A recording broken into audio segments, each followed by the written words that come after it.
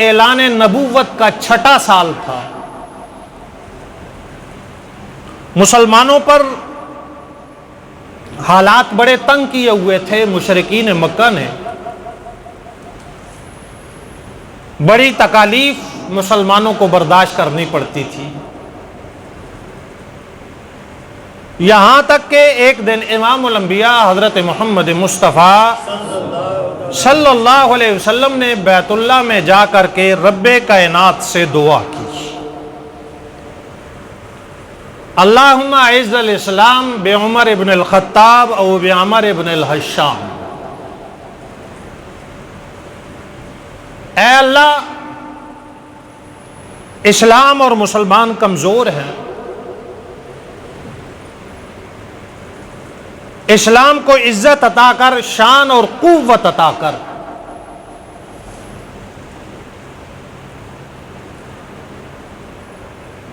اسلام کو عزت کس سے عطا کر؟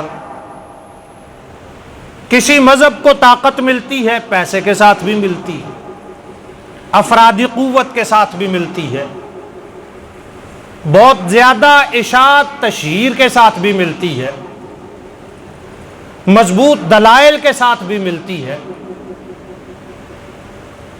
آپ صلی اللہ علیہ وسلم نے ان میں سے کوئی چیز نہیں مانگی۔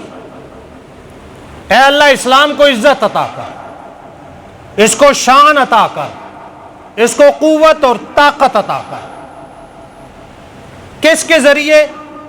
اے رب کائنات، مکہ میں 2 لوگ ایسے ہیں کہ اگر ان میں سے کوئی ایک مسلمان ہو جائے، کوئی ایک اسلام قبول کر لے، تو اسلام شان و شوکت والا ہو جائے گا، اسلام کو عزت مل جائے گی۔ کس کو عزت مل جائے گی؟ اسلام کو عزت مل جائے گی۔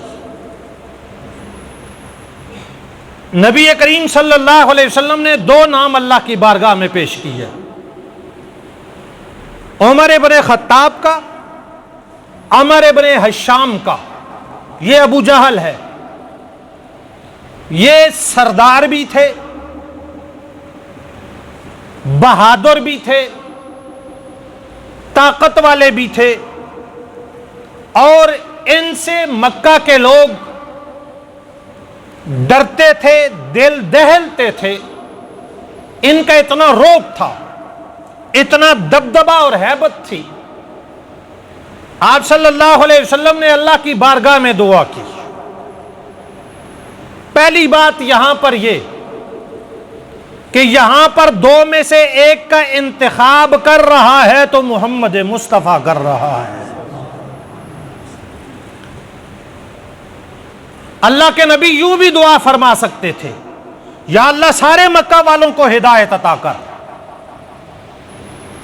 اے اللہ مکہ کے فلاں سارے قبیلے کو ہدایت دے دے۔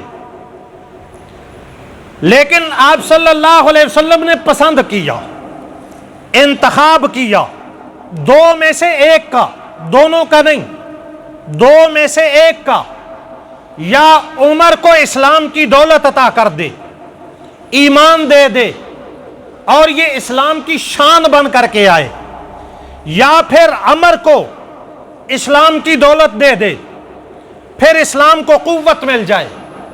دعا بیت اللہ سے اٹھی، عرش معلیٰ پہ پہنچی، رب کریم کی طرف سے فیصلہ آ گیا کہ ایک کو ہم نے رد کر دیا ہے، ریجیکٹ کر دیا ہے، مردود کر دیا ہے، راندہ درگاہ کر دیا ہے، دربار سے نکال دیا ہے، مغضوب ملعون کر دیا ہے۔ دوسرے کو ہم نے پسند کر لیا ہے، قبول کر لیا ہے، اس کا انتخاب کر لیا ہے۔ ادھر سے دعا جا رہی ہے، 2 میں سے ایک دے دے، ادھر سے دعا کا جواب آ رہا ہے، ایک دے دیا ہے، تو پھر یوں بات بن گئی ہے نا کہ پھر دوسرے دن صبح کو جب حضرت عمر ننگی تلوار لے کر کے قتل کے ارادے سے آ رہے تھے، راستے میں بڑے واقعات پیش آئے۔ ان سارے واقعات کو چھوڑتے ہوئے میں جملہ یہ کہنا چاہ رہا ہوں، عمر جا رہے ہیں، راستے میں پوچھنے والے نے پوچھا کدھر جا رہا ہے؟ نعوذ باللہ، میں مسلمانوں کے نبی کو قتل کرنے کے لیے جا رہا ہوں۔ قدرت بھی ہنس رہی ہوگی، عمر بات کیا کرتا ہے؟ تیرا اپنا ارادہ ہے، اللہ کا اپنا ارادہ ہے، تو اپنی تدبیر کے ساتھ جا رہا ہے، اللہ کا حکم اپنی تدبیر کے ساتھ آ رہا ہے، تو قاتل بن کے جا رہا ہے، جب پہنچے گا تجھے پتہ چل جائے گا تو انتخاب مصطفیٰ بھی تھا، انتخاب خدا بھی تھا۔ حضرت عمر راستے میں چلتے چلتے، لمبے واقعات ہیں، بہن کے پاس گئے، مارا۔ بہن نے کہا کہ عمر تو جتنا بھی مار لے، ہم مسلمان ہو گئے ہیں، جان دے سکتے ہیں، نہ خدا چھوڑ سکتے ہیں نہ مصطفیٰ چھوڑ سکتے ہیں۔ حضرت عمر حیرت میں ڈوب گئے کہ میری بہن، عمر کی بہن عمر کو جواب دے رہی ہے۔ عمر کو مکہ کا کوئی فرد جواب نہیں دے سکتا، عمر کی بہن اس کو کیسے جواب دے رہی ہے؟ عمر رک گئے، ہاتھ رک گیا، قدم رک گئے، بہن سے کہنے لگے کیا پڑھ رہی تھی؟ مجھے بھی سنا۔ لمبا واقعہ ہے۔ بعد میں جب پاک ہوئے، بہن نے سنانا شروع کیا، اللہ کا قرآن پڑھنا شروع کیا، ادھر سے قرآن جاری ہو گیا تھا، عمر کی آنکھوں سے آنسو جاری ہو گئے، اور پھر وہاں سے اٹھے، نبی کریم صلی اللہ علیہ وسلم کی بارگاہ میں پہنچے، اور بارگاہ میں پہنچ کر کے راستے میں حضرت امیر حمزہ رضی اللہ تعالیٰ عنہ کھڑے تھے۔ انہوں نے کہا، اے اللہ کے رسول صلی اللہ علیہ وسلم، عمر آ رہا ہے، ہاتھ میں تلوار ہے، ارادہ اچھا نہیں لگتا۔ نبی پاک صلی اللہ علیہ وسلم نے فرمایا عمر کو آنے دو، بات یوں بنی ہے، عمر کو آنے دو، عمر خود نہیں آ رہا ہے، میں نے مانگا ہے، اللہ نے اس کو بھیجا ہے۔ عمر اس ارادے سے آ رہا، عمر آیا، آ کر کے بیٹھ گیا۔ اللہ کے نبی صلی اللہ علیہ وسلم کلمہ پڑھا دیجئے۔ جب حضرت عمر نے کلمہ پڑھا، صحابہ اکرام نے تکبیر کا وہ نعرہ بلند کیا کہ مکہ کی پہاڑیاں ان صداؤں سے گونج اٹھی۔ نبی پاک صلی اللہ علیہ وسلم نے یہ دعا کی تھی، اے اللہ اسلام کو عزت عطا کر۔ جملہ یوں بن جاتا ہے، بات یوں بن جاتی ہے، لوگوں نے اسلام قبول کیا کہ اسلام ان کو عزت دے گا، لیکن عمر آئے تو صرف اسلام نے عمر کو عزت نہیں دی ہے، عمر نے اسلام کو عزت عطا کی ہے۔ اس لیے کہ نبی پاک صلی اللہ علیہ وسلم نے فرمایا تھا، اے اللہ اسلام کو عزت دے عمر کے ساتھ۔ حضرت عمر نے اس طرح اسلام قبول کیا۔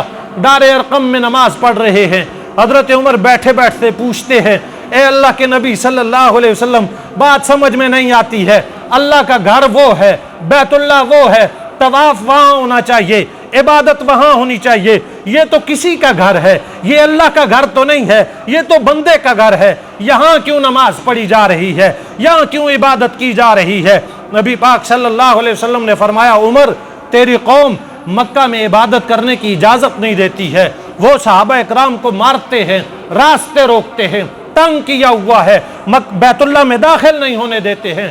عمر رضی اللہ تعالیٰ عنہ نے آگے سے عرض کیا، اللہ کے نبی صلی اللہ علیہ وسلم، عمر آ گیا ہے، اگر عمر کے آنے کے بعد بھی دار ارقم میں نماز ہوتی رہے پھر کیا فائدہ ہے؟ عمر آ گیا، عمر نے تلوار پکڑی، نکلے بیت اللہ کی طرف گئے، اور وہاں مشرکین مکہ جو جمگٹے بنا کر کے بیٹھے ہوئے تھے ان سے کہا، عمر ایمان لا چکا ہے، عمر اسلام قبول کر چکا ہے، اب کسی نے بیویوں کو بیوہ کرانا ہے، بچوں کو یتیم کرانا ہے، وہ روک کے دکھائے، عمر بھی بیت اللہ میں عبادت کرے گا، عمر کا نبی بھی بیت اللہ میں عبادت کرے گا۔ عمر آیا ہے، اسلام کو عزت ملی ہے، نہیں جملہ یوں ہے، عمر آیا ہے تو بیت اللہ کے دروازے کھل گئے تھے۔